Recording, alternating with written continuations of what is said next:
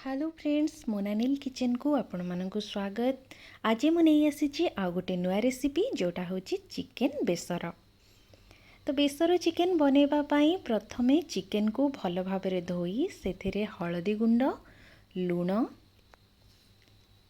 लंका गुंड, सोरिष तेल एवं लेंबू रस मिसाई ताको भल भाव गोलाई रखिनेबे। एबे देखि पारुथिबे आपण मु सबु जिंस ऐड करी ताको भल भाव गोलाई नेली।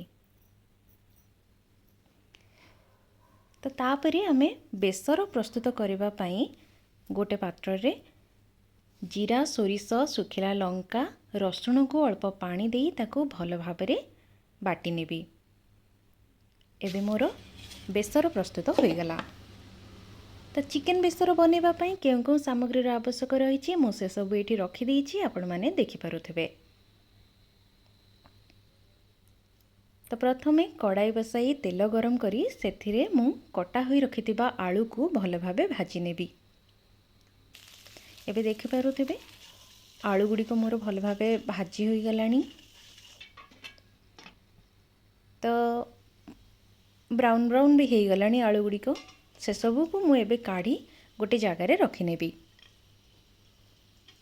तापरे कड़ाई रे तेल गरम करी सेथिरे भृषंग पत्र, सुखिला लंका, अलैच, दालचीनी एवं जीरा आ गोलमरीच पकाई किछि समय गोलाई नेबी।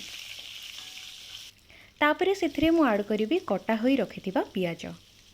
तो पियाज को किछि समय गोलाई सेथिरे अल्प टिके लुण पकई ताको ब्राउन कलर हेबा पर्यंत घोड़ाई देबी। तबे आपण माने देखि पारुथिबे पियाज मोर धीरे धीरे ब्राउन कलर हे गलानी। एबे मु सेथिरे ऐड करिबी बटा होई रहितिबा अदा रसुण। बे अदा रसुण बटा देई ताको भल भाबरे गोलाई नेबी।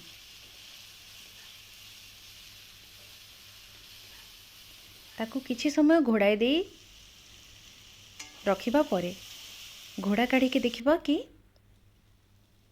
अदा आउ पियाज रसुण सिझी गलानी कि नाही। एबे तो सिझी गलानी। ताकू किछि समय गोलाई सेथिरे हळदी गुंड ऐड करी अल्प टिके पानी दबा आ ताकू भल भाबरे गोलाई नेबी।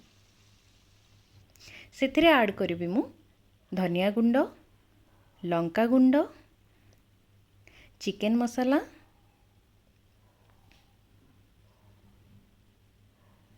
सबु मसाला ऐड करि सारिबा परे ताको भल भाबरे गोलाई नेबी। आपण माने देखि पारुथिबे मोर मसला धीरे धीरे सिझी गलानी। ताको किछि समय ढांकी नेबी। तापरे घोड़ा काढ़ी सेथिरे कटा होइथिबा टमाटो ऐड करी किछि समय गोलाई नेबी। तो टमाटो टिक्के सिझी गला परे सेथिरे मैरिनेट होई रहिथिबा चिकेन को पकाई भल भाबरे गोलाई नेबी।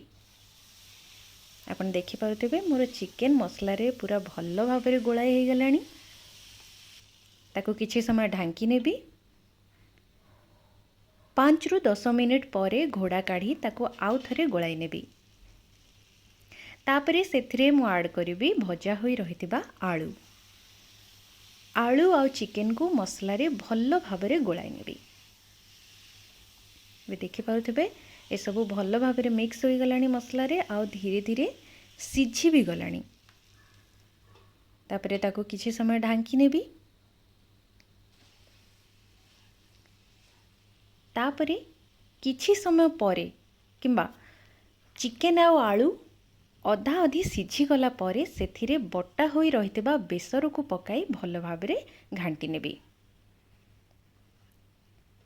भल भाबे मिक्स होई गला परे ताको किछि समय पाई घोड़ाई देबे।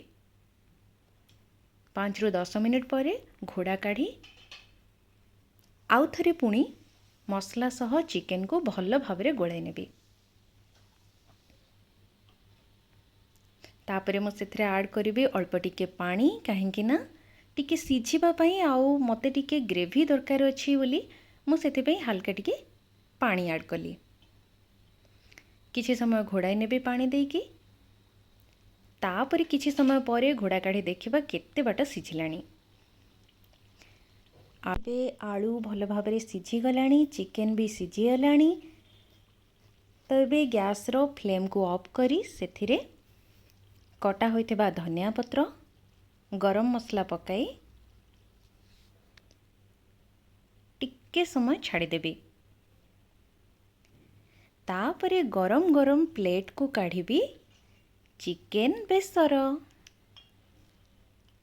एबे रेडी हो गला मोर चिकेन बेसर।